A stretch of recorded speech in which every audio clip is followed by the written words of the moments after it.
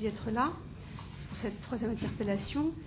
Alors, je voulais juste rappeler que notre collectif s'est constitué autour d'un principe fondateur qui est le refus et la condamnation, encore une fois, de toutes les ingérences et des empiètements sur les souverainetés nationales.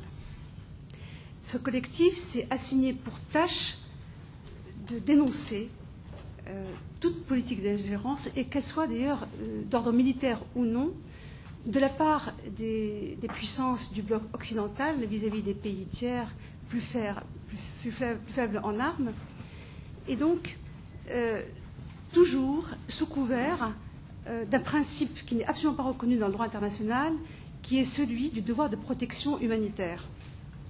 Alors, cette bataille que nous déployons autour de ce refus, de ces condamnations de l'ingérence, nous ne la menons pas d'un point de vue ni éthique, ni d'un point de vue de la morale, qui n'en est qu'un dérivé un peu trivial. Nous la menons du point de vue extrêmement précis de l'affirmation des souverainetés. Que ce soit des souverainetés des peuples, ou parce qu'il existe effectivement des peuples qui n'ont pas d'État, ou de la souveraineté des nations. Alors, non pas que nous soyons des fétichistes de l'État-nation tels que ces États-nations se sont constitués au cours du XIXe siècle lors des guerres en Europe, ou bien tels que ces États-nations ont résulté de découpages postcoloniaux totalement arbitraires. Non. Cependant, la dissolution de ces États-nations est absolument, c'est la substance même de l'expansion d'un marché mondialisé et globalisé. Pourquoi? Parce que les frontières des États-nations s'effondrent, mais en même temps qu'elles s'effondrent les règles du droit qui protègent ces peuples. Et cette grande main immense, prétendue invisible, elle, pour nous, elle a une consistance certaine, c'est celle d'une dette qui fait ployer tous les peuples et au service d'intérêts financiers privés. Alors, cette dette est présentée comme étant un horizon absolument indépassable, et ça nous le contestons. Donc, de notre point de vue, la Grèce peut être assimilée un petit peu à ce qui se passe, assimilée y compris à la Libye, à l'Irak, à l'Afghanistan. Pourquoi?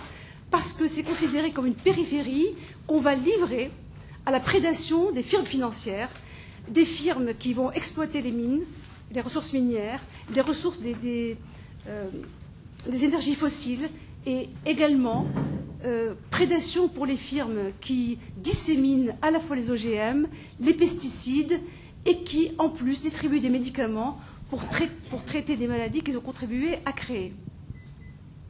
Donc, cette question des souverainetés des autres peuples et du nôtre, pour nous, est fondamentale, parce que celle des autres garantit la nôtre.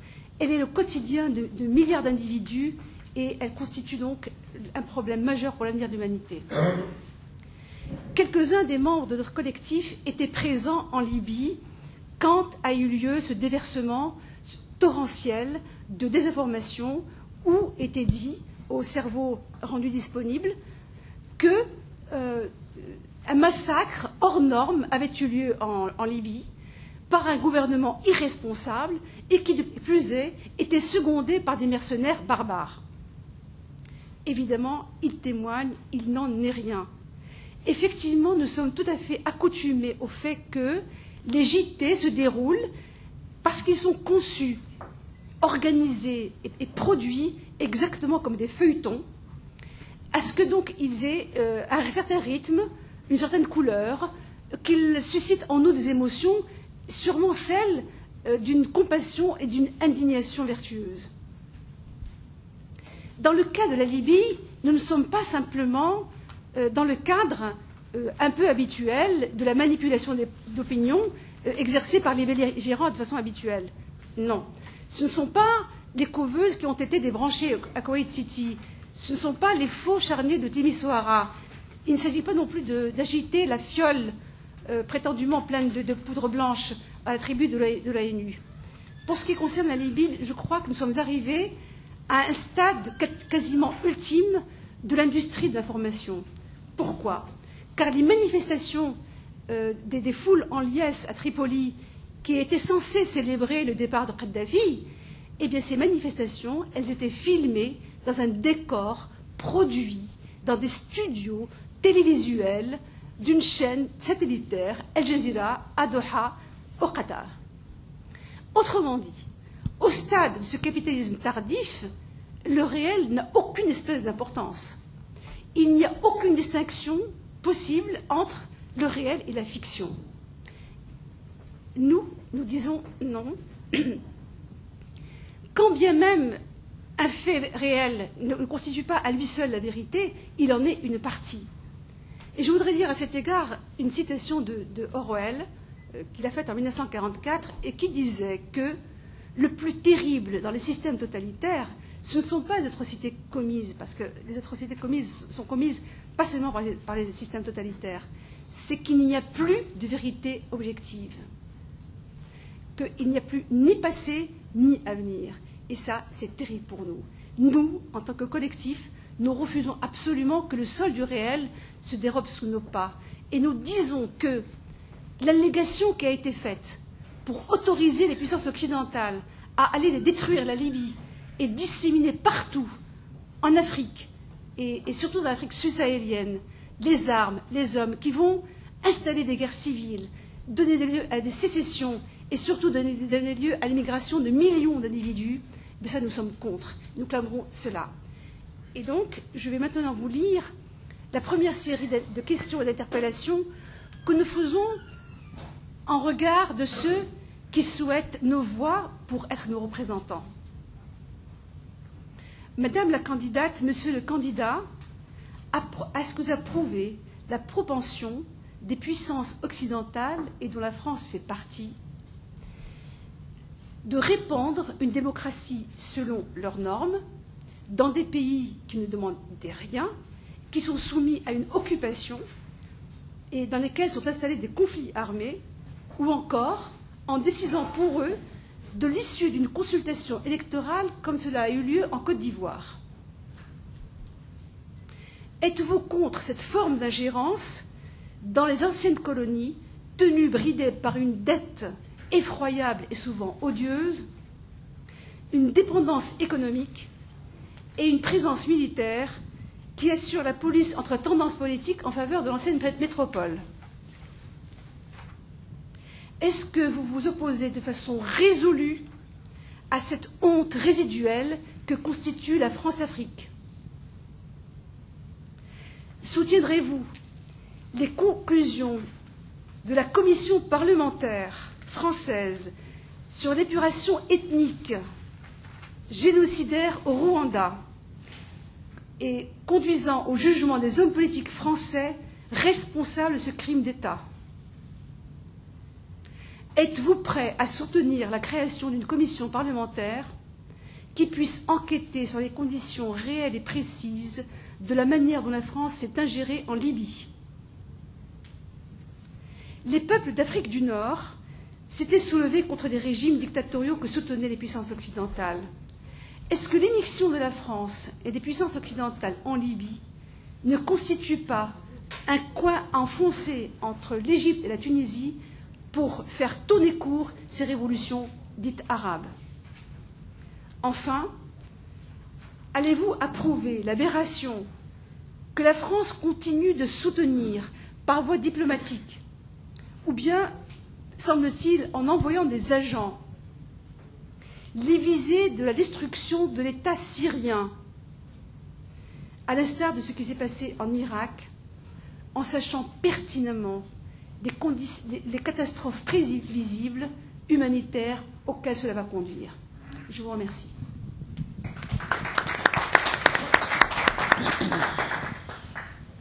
Madame Traoré. Merci.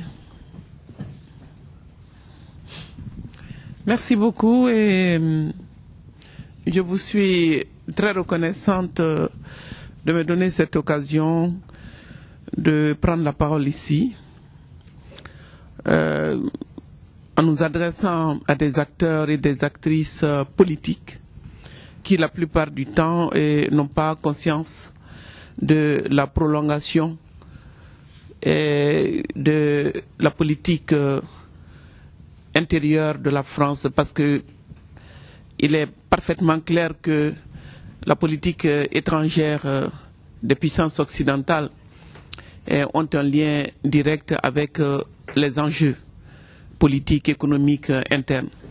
Sauf que ce n'est pas souvent clair, ni pour les citoyens de ces pays, ni pour les nôtres du reste. Je m'en réjouis d'autant plus qu'il devait théoriquement y avoir une élection présidentielle dans mon pays. Elle n'aura pas lieu pour des raisons que vous connaissez. Mais même si elle avait lieu, nos pays dominés n'ont pas coutume de poser ce genre de questions. Les questions qui sont soulevées ici aujourd'hui ne font pas l'objet de débat chez nous, du fait du lavage de cerveau des élites, du formatage. Ils sont persuadés que la globalisation ne peut être qu'une aventure heureuse, profitable, et ils ont tous intériorisé l'idée fallacieuse selon laquelle, si nous nous appliquons dans les politiques néolibérales, nous finirons par émerger comme la Chine et d'autres. C'est extrêmement préoccupant. Ça fait plus de 20 ans que je m'efforce d'attirer l'attention de mes concitoyens sur le fait que nous nous sommes trompés d'histoire de développement et que nous nous trompons également d'histoire de démocratisation.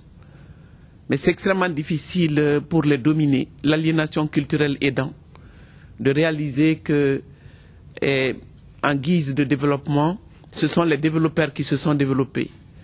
La preuve en est que plus nous libéralisons, plus nous nous paupérisons, et que l'immense majorité des peuples du Sud, notamment les jeunes sans emploi, ne demandent qu'à partir. Alors tourner le dos à un continent si riche prouve que si le développement avait du sens, il devrait le revêtir surtout pour les jeunes, les femmes, les ruraux.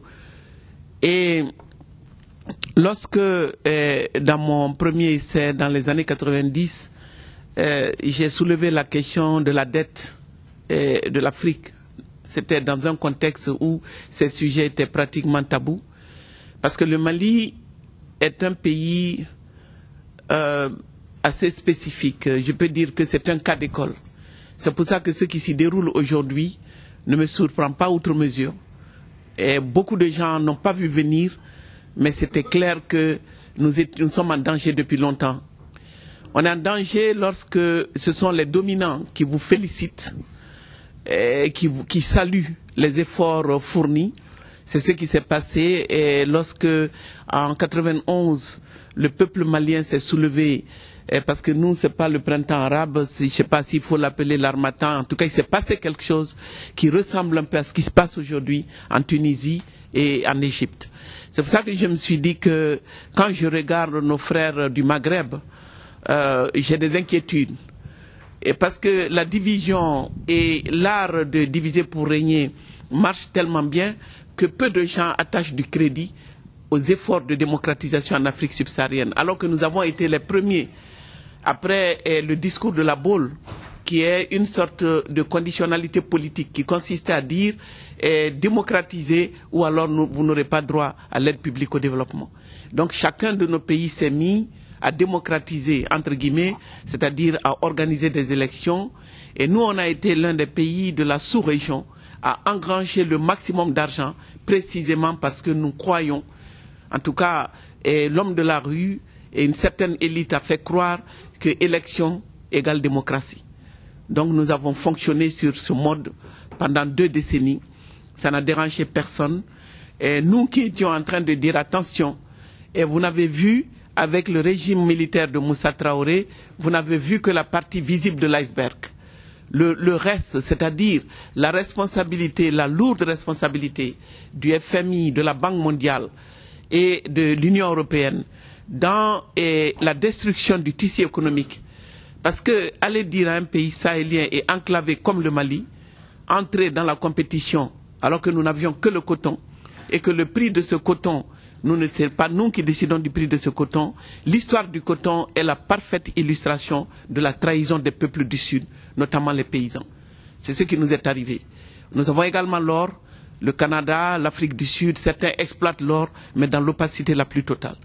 Donc voici un pays enclavé, sahélien, victime du changement climatique, à qui on vient servir le titre de démocratie exemplaire. Bon, ça a été comme ça pendant longtemps. Nous avons beau dire que la démocratie exigeait davantage et que l'alternance politique n'est pas une fin en soi sans alternative économique, mais personne ne pouvait savoir pourquoi. Quand je regarde ce qui se passe en Grèce, c'est exactement le même scénario. C'est-à-dire que l'argent qui vient de l'extérieur pour récompenser l'effort de libéralisation alimente une forme de corruption. Et les projets, les grands projets, ce qu'on appelle les grands projets, nous aimons les infrastructures. Et les infrastructures, c'est-à-dire le décor, et les autoroutes, les échangeurs, les hôtels, mais tout cela faisait développement et les gens y croyaient. Ils y croyaient d'autant plus que c'est les capitaux investis dans ces infrastructures qui donnaient l'occasion à l'élite de s'enrichir et d'alimenter les caisses des partis. Parce que nous sommes dans des pays où, mis à part les années 50 et 60, où il y avait de vrais militants, des hommes et des femmes debout qui croyaient en l'avenir de l'Afrique, et il n'y a plus de militants. Ce n'est pas les militants qui cotisent. Et s'il n'y a pas de financement extérieur, il n'y a ni développement ni démocratie. Donc voici que, au bout de 20 ans de mimétisme et de développement formel, nous nous trouvons dans une situation absolument catastrophique. La catastrophe n'est pas due seulement à ce qui est médiatisé, c'est-à-dire il y a la rébellion, il y a les islamistes, il y a le coup d'État. La catastrophe est due au fait que, au cours de ces 20 années, ce système a atteint ses limites. L'institutionnalisation du mensonge sur le développement et la démocratie a atteint ses limites, parce qu'avant la rébellion, depuis, disons, pendant que le printemps arabe se déroulait, en Afrique subsaharienne aussi, il y avait des marches, il y avait des soulèvements, mais ça n'intéressait personne. Parce que l'enjeu là-bas, ils estiment qu'ils avaient fait du bon boulot, on avait notre bonne démocratie, il fallait s'occuper maintenant des pays arabes. Donc, certains disaient, quand est-ce que le printemps arabe va traverser l'Afrique subsaharienne, le Sahara pour aller s'attaquer aux bastions des dictatures en Afrique subsaharienne? Mais qui sont les dictateurs? Les dictateurs sont ces hommes et ces femmes, élus ou pas, mais qui, sans état d'âme, mettent en œuvre des politiques économiques impopulaires. Ils n'ont pas peur de mettre en œuvre ces politiques impopulaires.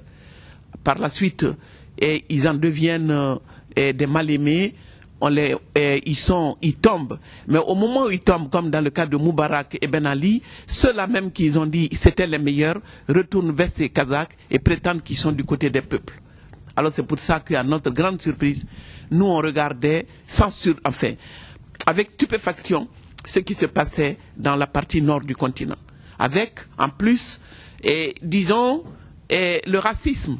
Parce que comme Nadia l'a dit, quand on dit Kadhafi, le dictateur et ses mercenaires, les mercenaires sont nécessairement subsahariens. On n'avait pas notre mot à dire. Chaque fois qu'on essayait de parler, attendez, il vous a acheté tous, vous ne pouvez que le soutenir. Bon, en réalité, ils se sont attaqués à un pays souverain qui ne leur a rien fait, qui ne leur avait rien demandé. Sarkozy avait ses comptes à régler, donc ses rafales non achetées, tout le reste, on connaît l'histoire, et voici ce qui arrive aujourd'hui. De tous les pays de la bande sahélo-saharienne, le Mali est le plus vulnérable, précisément parce que le peuple malien a cru naïvement, une bonne partie en tout cas, que ce qui nous était servi était de la démocratie. Donc quand je vous dis que à la veille de l'insurrection armée de la rébellion, nous étions dans une situation d'insurrection quasi générale tous les jours. Les gens n'étaient pas contents. Il y a tous ceux qui sont chassés dans le cadre de l'immigration choisie, parce que chaque jour les avions débarquent des Africains ramassés ici sous prétexte qu'ils n'ont pas de papier. Mais ça, ce n'est rien à côté des milliers de jeunes qui viennent chaque année sur le marché du travail, qui n'ont pas de boulot, qui n'ont pas le droit de voyager, qui n'ont pas d'avenir. Mais il y a aussi tous ceux qui sont victimes des questions des terres agricoles, du foncier. Le mécontentement était général. Je peux dire que c'était aussi l'insurrection populaire, mais totalement inaudible, non médiatisée par les médias occidentaux. Les dirigeants ne voulaient rien savoir. Il fallait tout simplement se comporter en bon élève, continuer à soigner l'image du Mali, dire que très prochainement, l'élection présidentielle va avoir lieu. Le premier tour, c'est pour le 29 avril 2012. On se disait que, de toutes les manières, nos frères Touaregs qui étaient partis à la faveur des précédentes rébellions en Libye s'apprêtaient à revenir, on le savait, on l'appréhendait, tout le monde le savait. Mais les premiers venus, ce sont d'abord les travailleurs. On a dû accueillir plus de 11 000 travailleurs maliens qui étaient chez Kadhafi, mais qui, bon an mal an, envoyaient les transferts de fonds de ces migrants constituaient une part importante des ressources du Mali. La stabilité politique du Mali dépendait et dépend encore des transferts de fonds des migrants. Mais brutalement, voici que ces 11 000 et quelques Maliens ne pouvaient plus rien envoyer dans les familles. Ça, c'est le premier problème qu'on gérait. Et puis de l'autre côté, parallèlement aux travailleurs émigrés désarmés, venaient l'autre catégorie de migrants, mais cette fois-ci combattants, mais qui n'avaient plus de terre, qui n'ont plus de protecteurs puisque Kadhafi n'est plus là et qui avaient besoin de terre. Et qui n'ont pas eu peur de demander les 2 tiers du Mali, c'est-à-dire plus de 900 000 km², alors qu'ils ne représentent que 2% de la population de la zone concernée. Le principe de demander une indépendance, parce que les autres rébellions, depuis l'indépendance, mais même pendant la période coloniale, ceux qui prétendent qu'ils constituent une minorité opprimée, oublient que c'est la colonisation d'abord qui a démantelé la société touareg. Les Touaregs étaient impliqués dans cette bande sahélienne, le commerce transsaharien, ils avaient leurs activités, un équilibre social, économique, ces pratiques nécessairement sont altérées à partir du moment où les changements successifs de situation, toute la transformation économique de la colonisation à ce jour a nécessairement affecté les Touaregs. Mais on fait fi des difficultés liées au modèle économique pour dire que c'est l'État central malien qui les a brimés et que le problème c'est d'abord l'État. Donc la rancœur à l'endroit de l'État central et aussi quelque part cette idée de dire nous sommes de peau blanche, nous ne serons pas dominés par des Noirs, nous ne serons pas gérés par des Noirs. Qu'on le veuille ou non, cette dimension, une mentalité esclavagiste qui consiste à dire c'est des êtres inférieurs, nous voulons notre République à nous. Bon, ce projet avait été nourri par la France. Ce projet avait été nourri par la France elle-même. Donc nous sommes dans une situation où, comme à Benghazi, il fallait souffler sur les braises, trouver un conflit, c'est-à-dire toutes les situations locales qui peuvent être envenimées pour justifier une intervention. Donc les Touaregs devaient servir désormais de bouclier pour l'Occident contre AQMI, puisqu'ils ne font pas confiance à l'État malien, ni dans la gestion des migrants, des flux migratoires, ni dans la lutte contre AQMI. Donc il valait mieux faire confiance à la rébellion Touareg. Nous savons que de toute façon il y a une complicité, il n'y a eu aucune condamnation. Lorsque Alain Juppé a pris la parole devant le Sénat pour en parler, ça n'avait rien d'une condamnation, puisqu'il disait que les Touaregs progressaient. Et ça a choqué les Maliens, parce que nous disons que si ce compte rendu, qui n'a rien d'une condamnation, vient de la part d'une personnalité politique française, il y a anguille sous roche. Et puis toute la manière dont les médias, d'ailleurs, ils ont proclamé leur indépendance à partir des studios de France 24. Donc nous nous sommes dit que de toute façon, on n'était pas dupes, nous ne le sommes pas du tout. Je ne veux pas entrer dans le détail de ce qui se passe, la rébellion, les conditions dans lesquelles cette rébellion a été déclenchée.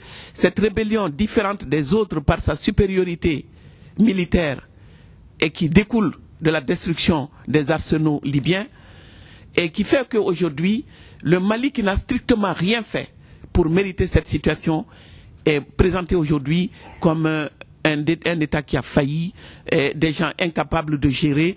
C'est clair que nous avons ces problèmes. Mais ces problèmes ne sont en rien différents de ce que nous voyons ici aujourd'hui. C'est la crise systémique qui est à l'œuvre depuis longtemps déjà. Mais depuis la décennie 80, l'austérité était chez nous. La question de la dette extérieure était chez nous. Bon, le chômage des jeunes, ici, quand j'entends parler de 9%, c'est le rêve pour nous. Chez nous, c'est des chiffres irréalistes, c'est surréalistes, pardon. Et 60%, j'en sais rien. Mais tous les jeunes sont assis. Ils sont assis, n'ont pas de boulot, ne savent pas quoi faire. C'est cette réalité qui caractérise la plupart de nos États. Et c'est pour ça que nous disons que ce débat qui a lieu ici aujourd'hui, les députés doivent savoir que l'Occident ne peut que récolter au Sud ce qu'il a lui-même semé. C'est-à-dire les graines du chômage et de l'insécurité, y compris de l'intégrisme religieux. Parce que tous les laissés pour compte de ce développement désastreux se retournent vers les églises et les mosquées. On parle de l'intégrisme et de l'islam parce que nous sommes des pays musulmans, mais tous les pays côtiers, en Côte d'Ivoire et le Nigeria, l'Afrique aujourd'hui, les gens trouvent refuge auprès des religieux, tout simplement du fait du désengagement de l'État et du délitement de l'État. Il n'y a pas d'État. Donc puisqu'il n'y a pas d'État, bon, les gens font ce qu'ils peuvent. Et c'est ce qui s'est passé dans le Nord Mali, bien avant la rébellion. Bon, on savait que la plupart des populations pensent qu'ils pouvaient compter sur ceux qui venaient du Golfe, un puits par-ci, un hôpital par-là. Au moins, ils avaient des interlocuteurs. Mais l'État, affaibli, discrédité, n'avait plus les moyens de faire face à la demande sociale, ni au Sud, ni au Nord. Et c'est le même État discrédité qui devait s'occuper d'une armée. Or, l'armée est devenue, comme la police et la gendarmerie, les lieux par excellence de l'absorption du chômage. Donc, dans tous nos pays, les armées sont pléthoriques, des gens mal payés, mais qui ne vont pas en guerre. Mais en cas de guerre, ils sont en difficulté parce qu'ils n'ont pas appris à se battre, surtout dans le désert. Alors maintenant, on nous dit que nos militaires ont fui, c'est la honte, ils n'ont pas su défendre le pays. Mais moi, quand je lis bien les rapports sur les États-Unis, je vois que la motivation militaire n'existe plus non plus en Amérique et qu'ils sont obligés de recourir à des supplétifs en recrutant des gens du Sud. Ce qui fait que les peuples du Sud aujourd'hui n'ont plus comme alternative que de s'investir. La guerre devient une industrie. Sans compter que l'industrie de l'armement compte. La destruction et la reconstruction de nos pays participent à la relance de l'économie, mais surtout les richesses du sol et du sous-sol africain. Ils sont capables de marcher sur les corps de tous les Africains aujourd'hui si cela peut participer à la relance de la croissance ici. C'est pour ça que la grande contradiction, ils ne veulent pas remettre en question le paradigme, mais le modèle de croissance auquel ils aspirent, c'est un modèle de croissance totalement aberrant, qui mène le monde droit au mur. Aujourd'hui, le peuple malien est obligé de payer pour des crimes commis par d'autres. Et je terminerai pour dire que mes trois conclusions, c'est que nous assistons à l'externalisation et la sous-traitance de la violence. La violence institutionnelle et politique, qui consiste à dire au pays, votez, organisez des élections. Mais attention, les élus doivent être soumis au système. Deuxième forme de violence est l'externalisation de la politique migratoire, la sous-traitance aussi de cette violence avec les pays du Maghreb. Arrêtez ces subsahariens que nous ne saurons voir. Mais vous-même restez chez vous, démocratisez-vous, mais restez chez vous. Maintenant, on assiste aussi à l'externalisation et à la sous-traitance de la politique sécuritaire. C'est au nom de la politique sécuritaire que j'entends dire aujourd'hui que les Nations Unies doivent intervenir au Mali, que parce que ces islamistes qui ne sont que quelques centaines vont être rejoints par les Afghans et les autres. Donc il faut circonscrire le mal au Mali. Donc aller lutter contre les islamistes au Mali. Moi je veux bien, mais pourquoi ne l'ont-ils pas fait en janvier? En janvier, ils ont vu venir. Ils avaient les moyens. Quand Jacques Attali dit qu'ils vont une surveillance à distance parce qu'ils n'ont pas envie qu'un seul soldat occidental meure quelque part pour qui que ce soit, mais ils vont nous donner, par drone, ils vont tuer. Mais pourquoi ils ne les ont pas arrêtés avant qu'ils n'entrent dans les villes? Maintenant que les islamistes sont à Tombouctou, Gao et Kidal, ils prétendent les extraire de là Moi, je crois qu'on voit déjà le scénario, ce qui est programmé. Cela veut dire qu'on nous annonce un bain de sang. Parce que je ne sais pas comment ils vont faire, d'autant plus que ces islamistes ont commencé à convertir des jeunes chômeurs. Je vous remercie.